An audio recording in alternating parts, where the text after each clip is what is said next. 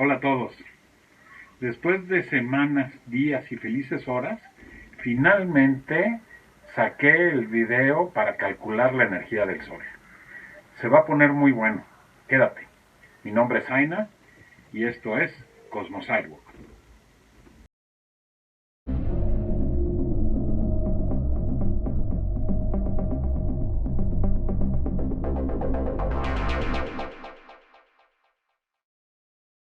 Bien, pues averigüemos en este video cómo podemos calcular la energía que emite el Sol.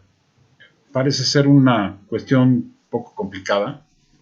Como verán ustedes a continuación, volvemos a lo mismo. Necesitamos mucho sentido común, un poquito estar más atentos a nuestro entorno y a partir de ahí podemos nosotros ir deduciendo cómo podemos calcular la energía de un objeto que se encuentra a 150 millones de kilómetros de nosotros.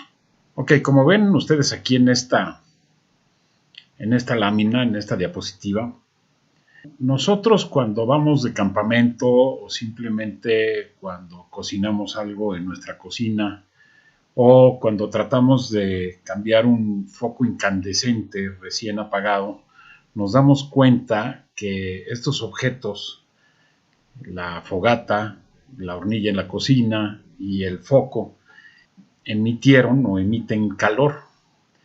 No solo eso, por ejemplo, en la fogata, cuando nosotros atizamos el fuego, poniéndole más leña, poniéndole más carbón, cuando estamos en una parrillada, lo que nosotros nos damos cuenta es que se incrementa la temperatura, pero no solo eso, sino que también se incrementa el brillo del fuego que estamos atizando.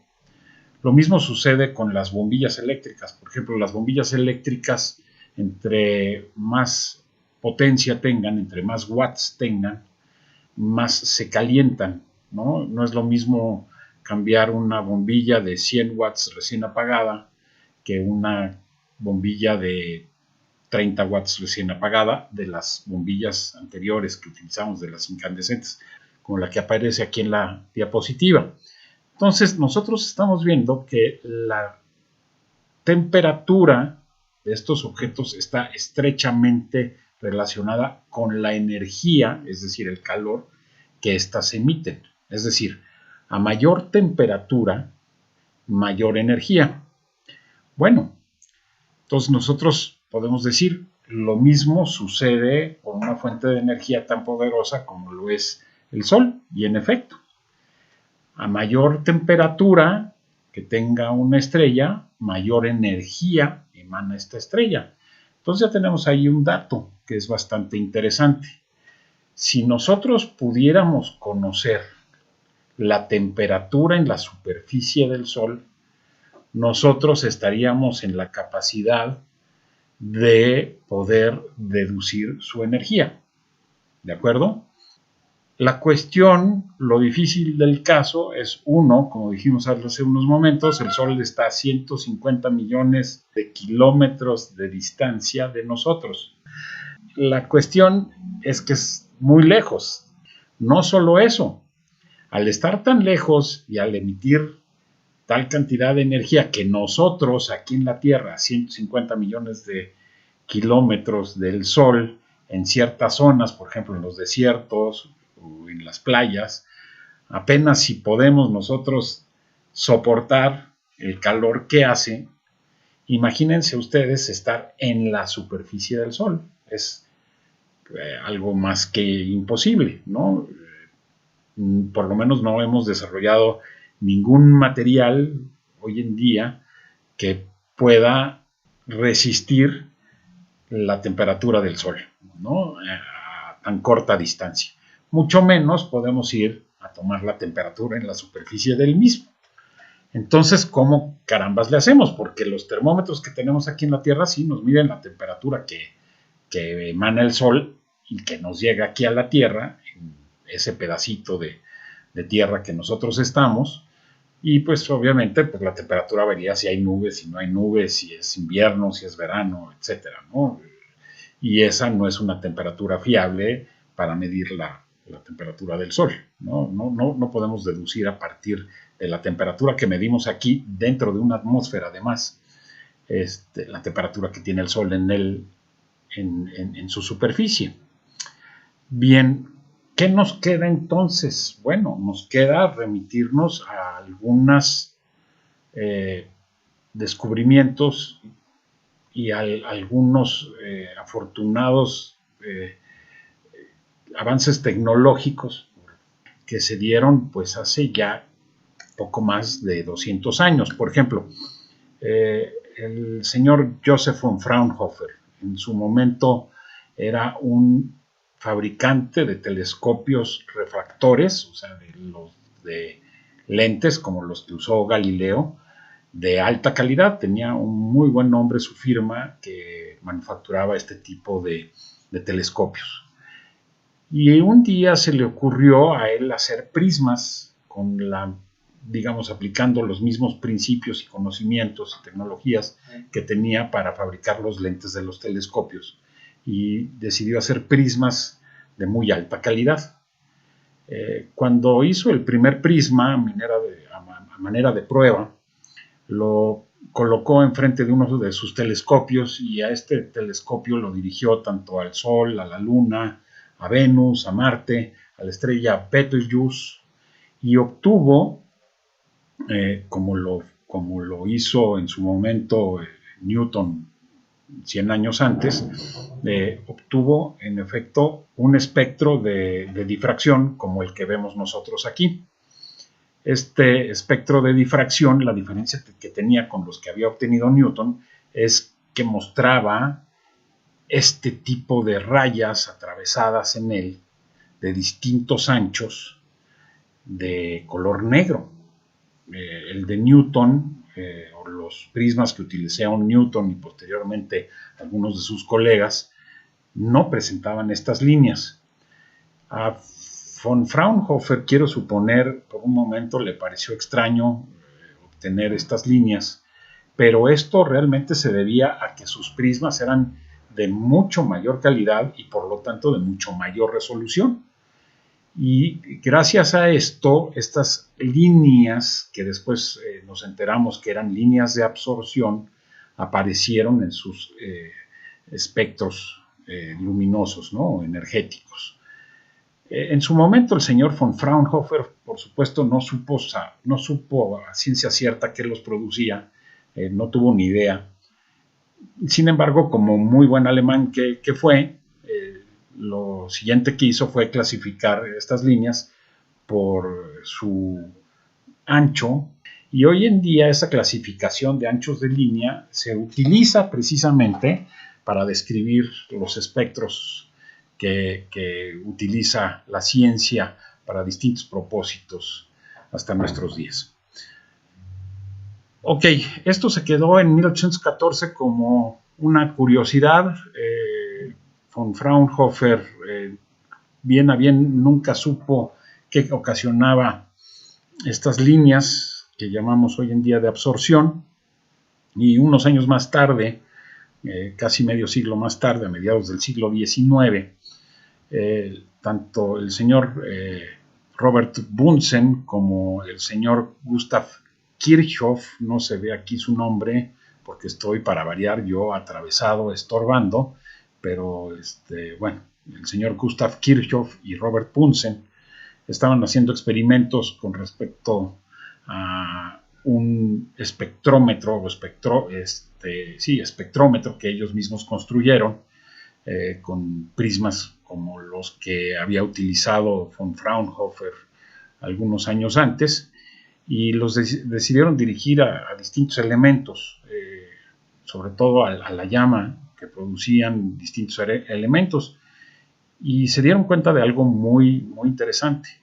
Vieron que los espectros de cada elemento, por ejemplo, aquí tenemos 3 elementos, el hidrógeno, el sodio y el calcio, cada uno de ellos emitía un tipo de espectro con unas líneas de absorción particulares a cada elemento. Esto quiere decir que lo que ellos descubrieron es que cada elemento químico tiene, como nosotros los hombres, las huellas digitales, un espectro único que lo distingue de los demás elementos. Aquí en esta diapositiva que les estoy mostrando, ahí en su pantalla, como ustedes pueden ver, tenemos el espectro del hidrógeno, tanto en sus líneas de absorción, que serían en el espectro que se ve colorido en la parte de arriba, con las líneas negras, y en el espectro de emisión, que es el negro, que está justamente abajo, y si se fijan, las líneas coloreadas, las de emisión, precisamente coinciden exactamente con las de absorción del espectro de arriba. Lo mismo pasa con el sodio y con el calcio. La cuestión es que se encontraron tanto el señor Bunsen con el señor Kirchhoff con este descubrimiento, lo cual, cuando ellos publicaron sus hallazgos, llamaron mucho la atención, sobre todo de los astrónomos, porque resulta que esto permitía analizar, digamos, ahora sí que objetos a la distancia, sin ni siquiera tocarlos, y ver cómo estaban hechos, ¿no? De qué estaban constituidos. Y esto incluía, por supuesto, a nuestro Sol, a las atmósferas, por ejemplo, de los planetas que están en nuestro sistema solar, y también, por supuesto, a las estrellas. Esto fue un gran descubrimiento, por lo tanto, muchos astrónomos, a partir de este hallazgo de Bunsen y Kirchhoff, decidieron colocar espectrómetros en sus telescopios, precisamente para empezar a medir los espectros lumínicos de las estrellas y así poder deducir de qué estaban hechas. Aquí en esta lámina de acá tenemos como ejemplo el espectro del Sol. Si se fijan, es un espectro bastante amplio que va del rojo al violeta, y si se fijan, hay líneas muy muy pequeñas, son precisamente las líneas de absorción o las barras de absorción de dicho espectro que nos indican de qué está hecho o qué elementos contiene el Sol mismo. Aquí del lado derecho, en esta misma diapositiva, ahí en donde dice Solar Energy Spectrum, estamos viendo exactamente lo mismo que del lado izquierdo, sin embargo ya graficado, y las líneas de absorción se podrían ver como no las salientes, sino las cimas con S de dicho espectro. Esas serían las líneas de absorción y nos indican no solo en dónde se encuentran localizadas, sino nos indican hasta el espectro electromagnético a qué longitud de onda pertenecen, y esas longitudes de onda son precisamente las que nos señalan qué tipo de elemento o qué tipos de elementos son los que hay en una estrella.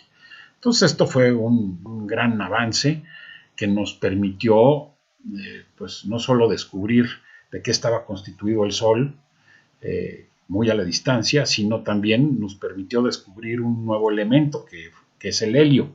De hecho, el helio tiene ese nombre gracias a que fue descubierto en el Sol. Helio, helios, Sol.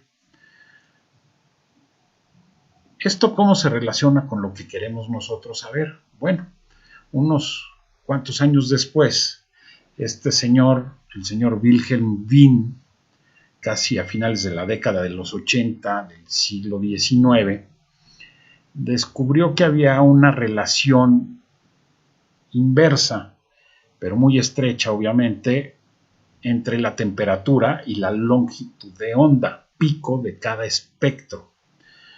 Me quiero explicar un poquito más. Por ejemplo, voy a utilizar la siguiente lámina como ejemplo. Aquí tenemos otra vez el espectro del Sol y vemos señalado con un arco iris la luz visible. Si nosotros nos fijamos en este espectro, el punto más alto, que estaría aproximadamente en esta zona de acá, estaríamos hablando de aproximadamente de los 500 nanómetros. Aquí ya la tenemos la solución, que son de hecho la longitud de onda pico del espectro del Sol está en los 502.08 nanómetros, que cae curiosamente en el verde. Por eso algunas gentes han dicho que el Sol es verde. No, el Sol es blanco y la luz que emite es blanca. De hecho, se le llama que es una enana amarilla, pero realmente emite luz en todas las longitudes de onda, en todas las frecuencias. Entonces, realmente la luz que vemos nosotros es blanca del Sol. Pero bueno, digamos que la longitud de onda pico, la más prominente del espectro del Sol, está en el verde, a los 502 nanómetros. Y con respecto a esto, el señor Bean pudo bien deducir por medio de su constante, que es esta de acá abajo, que es la letra B, denotada con la letra B, que es de 2.90 por 10 a la 3 metros por Kelvin, por temperatura Kelvin. Les voy a enseñar una pequeña animación, si me lo permiten, que les va a ser muy, muy interesante.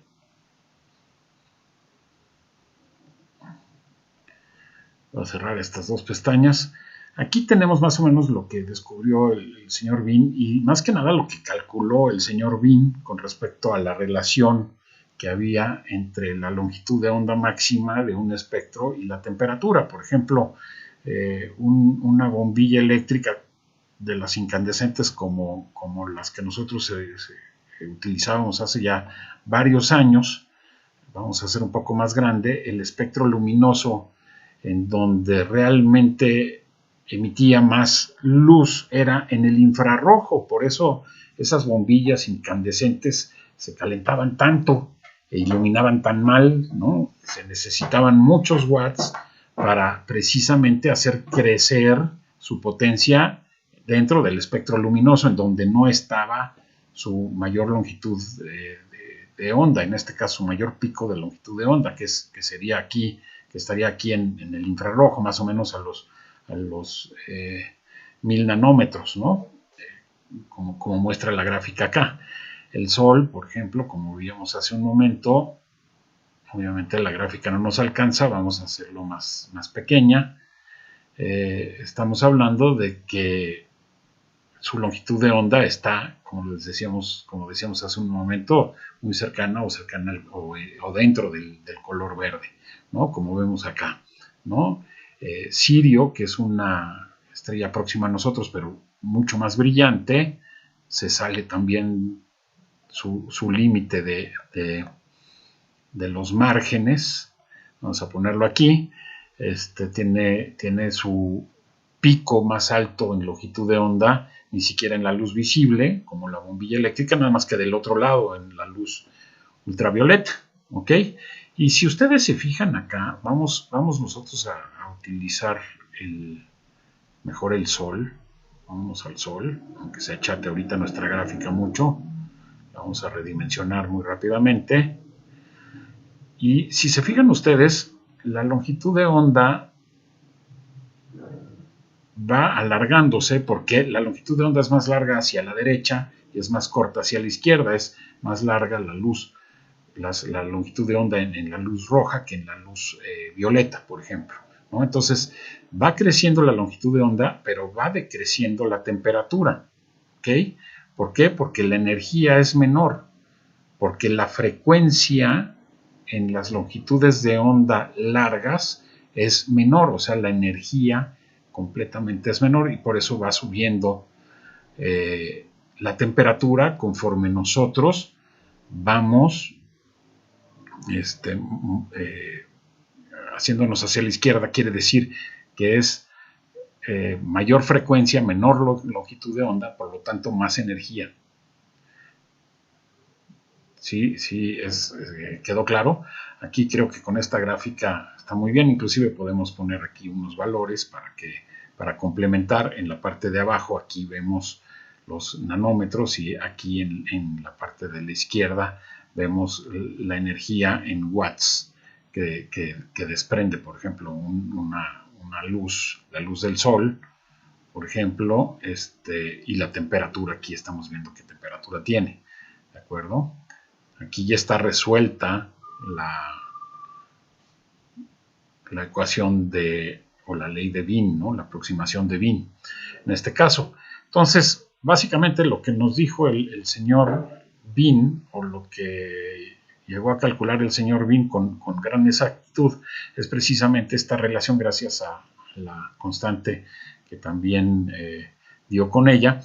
Gracias a esa constante puede calcular qué temperatura tiene un objeto, como por ejemplo nuestro Sol, que está a 150 millones de kilómetros de distancia aproximadamente, simplemente viendo su espectro luminoso, su espectro energético, y viendo cuál es la línea más prominente en longitud de onda. En este caso son los 502.08 nanómetros. Entonces, con esto ya podemos nosotros calcular la temperatura del Sol. Conocemos su espectro, gracias a que conocemos su espectro, sabemos cuál es la longitud de onda más prominente del Sol.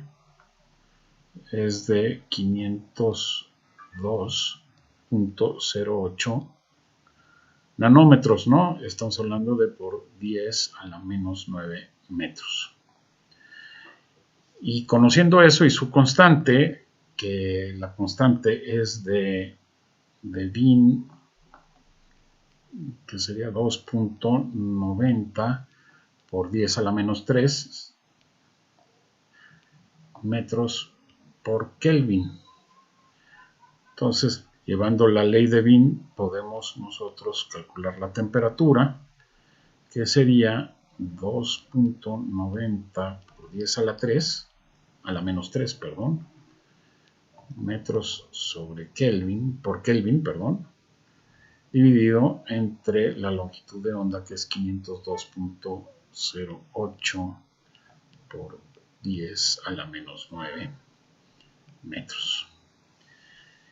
Y esto nos da que la temperatura del Sol, vamos a hacerlo bonito, la temperatura del Sol, ese es el símbolo del Sol, es de 5776 Kelvin. Así de fácil calculamos nosotros, claro, después de 200 años, ¿no? Calculamos nosotros la temperatura del Sol. Por supuesto, esto se averiguó mucho antes, ¿no? Ya cuando el señor Wien había descubierto su relación, por supuesto ya sabíamos nosotros la temperatura que emitía el Sol en su superficie. Ahora, ¿cómo le hacemos nosotros para averiguar cuánta energía permite que el Sol emita esta cantidad de temperatura? Bien, vamos a borrar nuestro pizarrón nada más para tenerlo limpio para las siguientes láminas. Y es cuando vienen a cuento este par, el señor Joseph Stefan y el señor Ludwig Boltzmann. Tanto Stefan como Boltzmann, los dos independientemente, Boltzmann por medio de su constante que vemos del lado izquierdo en sigma igual a 5.67 por 10 a la menos 8 watts sobre metro cuadrado sobre Kelvin a la cuarta potencia.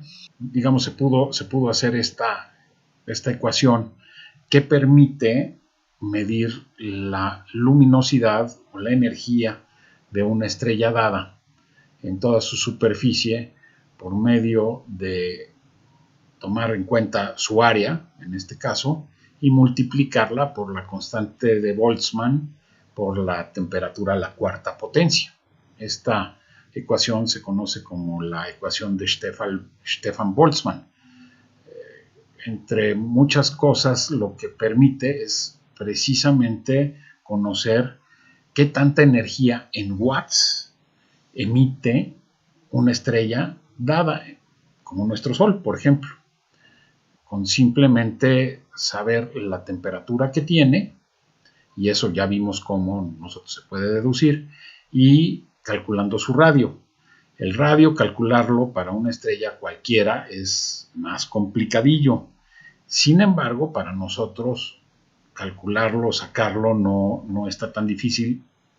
¿Por qué? Pues por la cercanía que tenemos con él. Yo estoy de acuerdo, 150 millones de kilómetros son muchos, pero son tratables, no solo por eso, sino porque también tenemos una referencia muy interesante y una cercanía bastante interesante con el Sol, que nos permite medir, bueno, primero ver su disco completo, lo que no pasa con las demás estrellas. Las demás estrellas vemos un punto en el cielo, no vemos un disco. Se necesitan telescopios muy grandes para ver los discos de estrellas realmente grandes y relativamente cercanas, por ejemplo, como Antares o como Betelgeuse, que creo que son las únicas dos estrellas a las que se les ha podido resolver el disco, ¿no? y más o menos su superficie. Las demás estrellas están tan lejanas que no podemos nosotros conocer su disco y por lo tanto no podemos conocer su diámetro. Esto no nos pasa a nosotros. El Sol, el diámetro del Sol, sí lo conocemos. De hecho, vamos a anotarlo aquí, el diámetro del Sol, nosotros al verlo a través de un telescopio, y ese telescopio tener un campo de visión, podemos calcular el diámetro en arcosegundos o minutos de arco que tiene el Sol. Y nosotros sabemos que el Sol, el diámetro del Sol, es de 0.5335 grados. Vamos por cuestiones de matemáticas, este diámetro vamos a traducirlo 0.5335, vamos a traducirlo a radianes. Esto lo tenemos que multiplicar por pi, dividir entre 180 grados para pasarlo a radianes, y esto nos da 9.311 por 10 a la menos 3 radianes. ¿Ok? Esto es el diámetro aparente del Sol. ¿Ok? ¿Y cómo nosotros podemos utilizar este diámetro para calcular el diámetro real, por ejemplo, en metros? Bueno, como lo hicimos en el pasado video, para calcular la distancia de la Tierra al Sol, nosotros podemos calcularla de la misma manera, que es en este caso por trigonometría. Si nosotros tenemos la Tierra, por ejemplo, aquí de este lado, tenemos al Sol de este lado, nosotros podemos decir que la distancia de la Tierra al Sol es uno de los lados, el lado adyacente, ¿no? Y después el diámetro del Sol sería el lado opuesto de un triángulo de 90 grados, ¿no? Aquí vamos a poner el Sol un poco más grande para que llene el lado de acá. Entonces, nosotros, por el simple cálculo de la tangente, ¿no? Opuesto sobre adyacente, podemos nosotros sacar o concluir qué diámetro tiene el Sol, ¿no? En este caso, aquí tendríamos ¿cómo se llama? El ángulo teta, ¿no? Nosotros, como esto sería el diámetro del Sol, tendríamos que dividir ese diámetro entre 2. Entonces, en pocas palabras, para no irnos con mucho detalle, nosotros sabemos que la tangente del ángulo teta es el lado opuesto, que en este caso sería vamos a ponerlo así, el radio del Sol, sobre la distancia de la Tierra al Sol, que sería el lado adyacente. Así de sencillo. Si nosotros resolvemos para el radio del Sol, tendríamos que el radio del Sol es igual a la tangente de teta por la distancia de la Tierra al Sol. ¿Ok? Con eso nosotros ya podemos resolver el radio del Sol. Recordar que esto hay que dividirlo entre 2 el diámetro para tener teta en este caso, ¿no? Entonces, el radio del Sol, vamos a ponerlo aquí, es igual a la tangente de 9.311 por 10 a la menos 3, ¿sí? Radianes entre 2 por 1.496 por 10 a la 11 metros, que es la distancia aproximada media, por así decirlo, de la Tierra al Sol, ¿no? Y esto nos da que el radio solar es de 6.965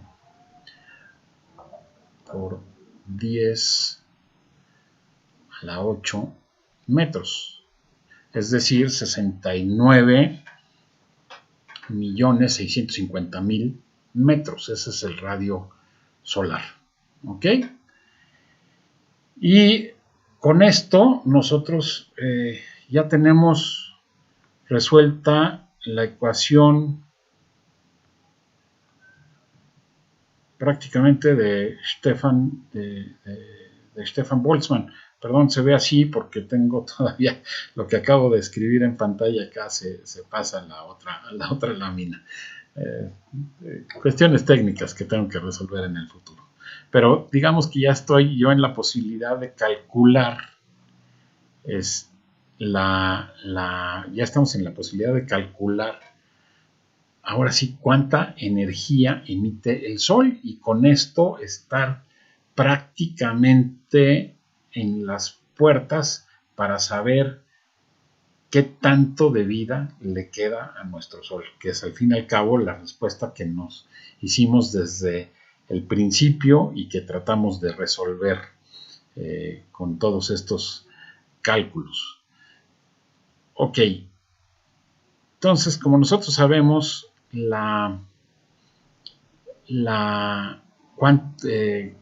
digamos ahora sí, la temperatura del Sol, y sabemos ya también el radio solar, podemos nosotros deducir, bueno, ya calcular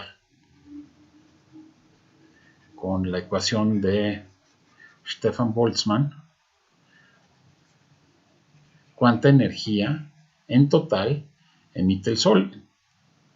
Esto está interesante porque, como nosotros vemos, la temperatura del Sol es de 5.776 Kelvin. Y el radio del Sol es de 6.965 por 10 a la 8 metros.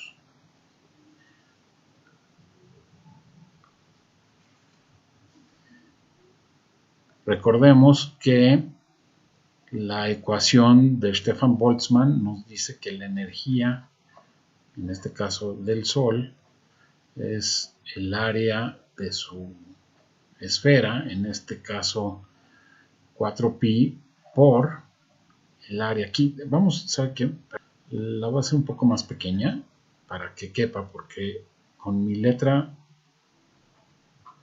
gigantesca no va a caber, y menos si empiezo ni siquiera en uno de los extremos, sino en medio de la pizarra, ¿verdad? Entonces son 4pi por el cuadrado del radio del Sol, en este caso de 6.965 por 10 a la 8 metros, el cuadrado de esto, y esto multiplicado por la constante de Stefan Boltzmann, que estamos hablando, perdón, aquí ya se me pasó, que es de 5.67, sí, ya, me acordé. Es de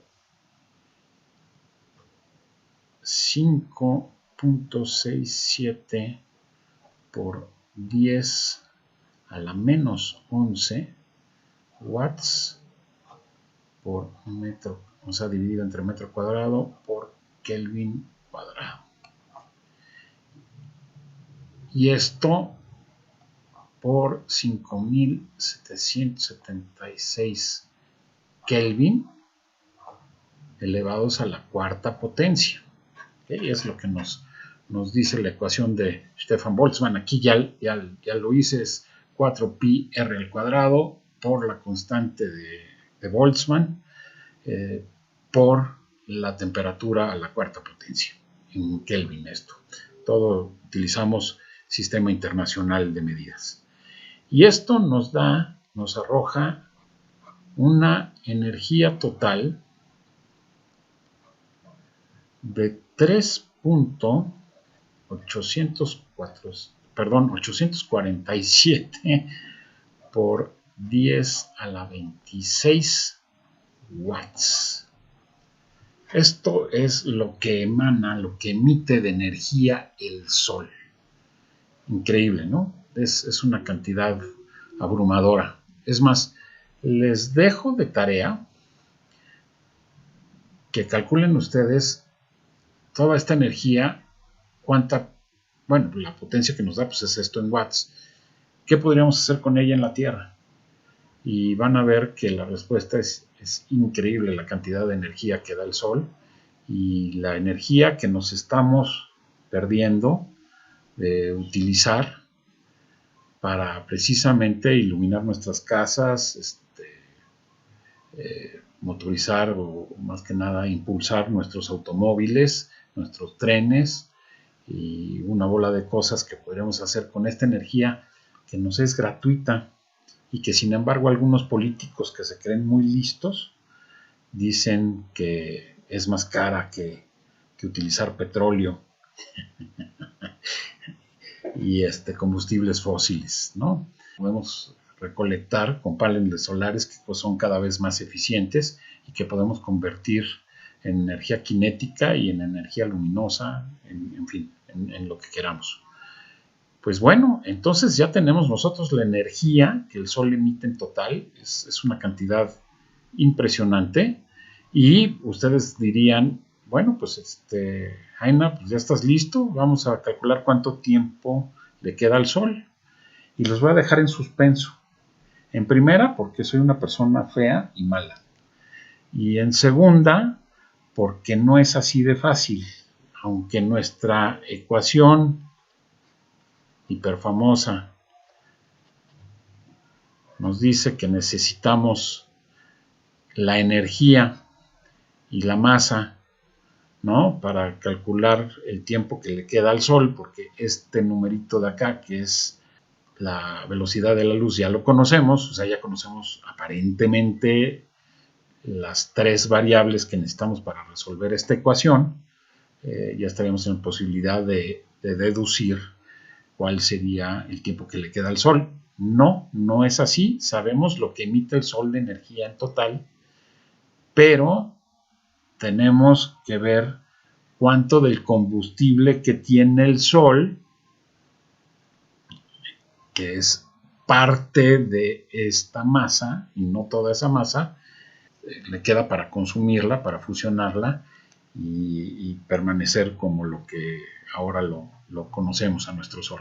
Entonces, básicamente, nos queda todavía otro video más en donde les explicaré con detalle cómo calcular cuánto tiempo le queda al Sol ya con con los datos que tenemos. Bien, pues eso es todo. Espero que les haya sido interesante esto, que les haya más que nada iluminado en algunos procederes de cómo funciona la ciencia en general y cómo se puede deducir con simple algebrita y algo de sentido común y un poco de trigonometría, cuestiones que aparentemente nos pueden rebasar muy fácilmente y que no, gracias a los conocimientos que tenemos hoy en día, los podemos resolver nosotros hoy mismo desde nuestra casa. Otra vez les agradezco mucho. Si les gustó este video, por favor, pónganle like. Si no les gustó, pónganlo en los comentarios, por favor. Estaré muy agradecido en escucharlos. Y también, si quieren seguir recibiendo videos y sobre todo la conclusión de este video y el anterior en donde calculamos la masa del Sol, pónganle suscribirse al canal y no se olviden de seleccionar la campanita para que reciban las notificaciones de que hay un nuevo video publicado. Cuídense mucho, no salgan si no es necesario. Adiós.